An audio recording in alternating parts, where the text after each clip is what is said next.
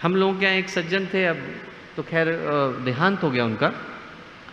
वो काफ़ी पहले की बात है, उनका छोटा सा बच्चा था। बच्चा जो है बीमार पड़ गया तो रात में ऐसी स्थिति हो गई कि अब उसकी अब मृत्यु हो जाएगी कि तब मृत्यु हो जाएगी। रात की बात, बिल्कुल मृत्यु हो जाएगी ऐसा लोगों को लगता था। बिल्कुल बुखार से तप रहा बालक, माँ भी सो गई, पिता भी सो गए, और वो बालक जो है उसकी सांसें रुक गई तो बिल्कुल सांस नहीं लेते बने। पानी उसके पास पीने को नहीं, मन में हो पानी पी ले। इतनी देर में उसने देखा कि गुरुदेव पानी पिलाने के लिए आए हैं। पानी पिलाया, सिर पे हाथ फिराया, बोले बेटा तो ठीक हो जाएगा। सुबह ठीक हो गया बिल्कुल, रात में जिसको बुखार से तड़प रहा था। अब वो जो बालक था उसने अपने पिताजी को बताया, अपने अच्छे कार्यकर्ता रहे, तो गुरुदेव के पास आए रोते हुए। गुरुदेव बोले कि हम तो माता पिता होकर के सो गए थे, पर आप बच्चे की ध्यान रखने के लिए आए। गुरुदेव बोले बेटा, अपने बच्चों का ध्यान रखने के लिए माता जी को कोख से जन्म देने की आवश्यकता नहीं, और मुझे तेरी जेब में पैसे डालने की आवश्यकता नहीं। बोले मैं तुम्हारा माता पिता सिर्फ जन्म देने से नहीं बना हूं, जन्म जन्मांतरों के संबंध है। तुम्हारा कोई कष्ट होगा तो मेरा कष्ट, बदले में मेरे लिए कुछ मत करना, पर भगवान के लिए करना बेटा, भगवान के लिए करना। ये जो भाव है, और ऐसा एक नहीं अनेकों कष्ट है। मुझे याद पड़ता है कि जिस दिन गुरुदेव का आँख का ऑपरेशन हुआ, और वो भी अद्भुत घटना है, क्योंकि आँख का ऑपरेशन हुआ तो हमारे फूफा जी, आलोक फूफा जी, उनने ऑपरेशन किया था, आँखों के डॉक्टर हैं।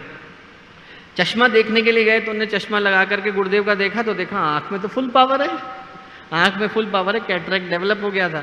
तो बोले गुरुदेव इसमें चश्मे में तो नंबर कुछ और है और आपकी आँखों में पावर कुछ और है।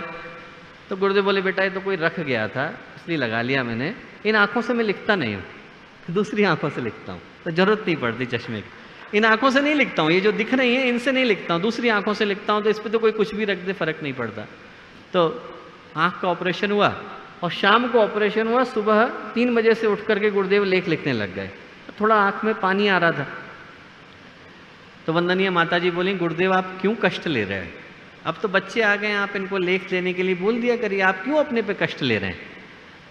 तो गुरुदेव बोले माता जी ये जो युग निर्माण योजना है ना, मेरे बच्चों की साइकिल है, वो छोटे छोटे बच्चे जो घूमते हैं लेकर के, बोले उनका छोटी वाली साइकिल, खिलौने वाली साइकिल, बोले मैं अपने बच्चों की गाड़ी में इतना पेट्रोल भर देना चाहता हूँ कि कल को इनको सिर्फ स्टीयरिंग हिलाने के लिए मेहनत करनी पड़े। इतना पेट्रोल भर देना चाहता हूँ कि इनको सिर्फ स्टीयरिंग हिलाने के लिए मेहनत करनी पड़े। इतने तप को, इतने पुण्य को, इतनी ऊर्जा को तो दोस्तों पहले भर करके गए, आगे हमें सिर्फ दिशा देने की आवश्यकता है। और ऐसी एक नहीं अनेकों घटनाएं हैं दोस्तों, अनेकों घटनाएं हैं जहाँ पर गुरुदेव ने दूसरे व्यक्ति के कष्ट को उठाने के लिए अपना जीवन लगा दिया होगा, बिल्कुल पूरी तरह से प्राण लगा दिया होगा। पहली बार जब दत्ता मामा जी गए, आदरणीय दत्ता मामा जी मिलने के लिए गुरुदेव से, तो पहली बार जा रहे थे, मन में संकोच था। अखंड ज्योति संस्थान में गए तो गुरुदेव निकल रहे थे, निकलते निकलते सीढ़ियों में मुलाकात हुई, उन्हें पैर छुए। तो जैसे ही पैर छुए गुरुदेव ने कहा बेटा खाना खा के जाना। अब दत्ता माँ जी को संकोच हुआ कि पहली बार आया हूँ, कैसे खाना खा लूँ। तो बोले गुरुदेव हमारे रिश्तेदार रहते हैं यहाँ पर, खा लेंगे।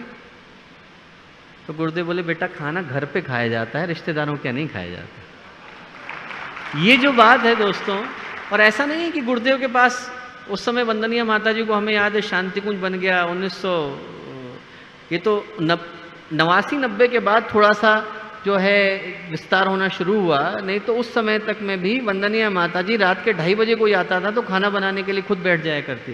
कोई भी आ जाए, अपने यहाँ से जितनी टोली के लोग जाते थे, जितने टोली के लोग आया करते थे, बनाने के लिए खुद बैठ जाती। तो दोस्तों इसको बनाने में गुरुदेव की बहुत भावनाएं लगी, कष्ट लगा है, परिश्रम लगा है, बहुत सारा मनोयोग लगा है, और उसके पीछे भाव एक ही था कि हम लोग परिवार की तरह से जुट हो जाएं। 5 हो हम लोग पांडवों की तरह से रहें, 100 होकर के कौरवों की तरह रहने से बेहतर है। आदमी कम हो पर आपस का प्यार तो हो, वो तो कहीं कमजोर न पड़े। कभी कभी दुख हो जाता है कि जब आप कहीं की बात सुनो और लोग कहते हैं कि वहाँ पर ये 3 गुट बने हुए हैं। अरे हम लोग कोई गोरिल्ला थोड़े हैं, हम लोग कोई राजनीति वाले थोड़े हैं कि हमारे अंदर गुट बनने की आवश्यकता है, हम लोग तो परिवार हैं। और ऐसे में मैं कहूँगा कि एक जो महत्वपूर्ण जिम्मेवारी हो सकती है वो हमारी दीदियों की, बहनों की हो सकती है।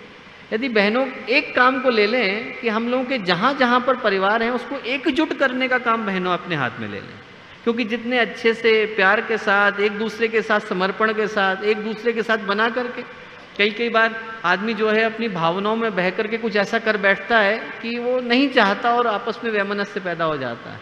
पर बहनें इस काम को अच्छे से कर सकती हैं कि यदि इस जगह का परिवार है तो वो कभी टूटने नहीं पाएगा, ये हमारी जिम्मेवारी है। यदि हम लोगों का परिवार है इस क्षेत्र का तो ये बिल्कुल नहीं टूटेगा। यदि किसी कारण से बातचीत नहीं हो रही है तो हम बातचीत कराएंगे, किसी कारण से दो लोग नहीं बात कर रहे हैं तो उनको जोड़ करके रखेंगे। ये भाव आ जाए तो एक अद्भुत क्रांति का जन्म हो जाएगा। दोस्तों, तीसरा जो भाव था गुरुदेव का इस गायत्री परिवार को बनाने के पीछे, वो यही था कि पारिवारिकता का भाव नष्ट नहीं। कहीं पर भी हम लोग जाएं तो ये भाव मन में रहे। मैं हमेशा से इस बात को कहता हूँ दोस्तों कि एक जो बहुत बड़ी विरासत गुरुदेव छोड़ करके गए हों, परिवार के रूप में छोड़ करके गए। आप लोग किसी घर के अंदर जाओ और आपको एक कमरे से दूसरे कमरे में जाना हो तो आपको खिड़की दरवाज़ों की आवश्यकता पड़ती है।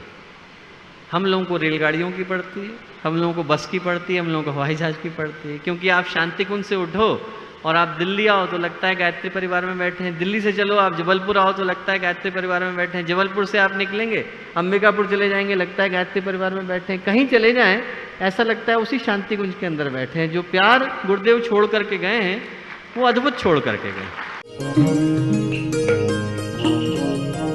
हमारे YouTube चैनल को सब्सक्राइब करें और बेल आइकन को दबाएं ताकि आपको नोटिफिकेशंस मिलते रहें।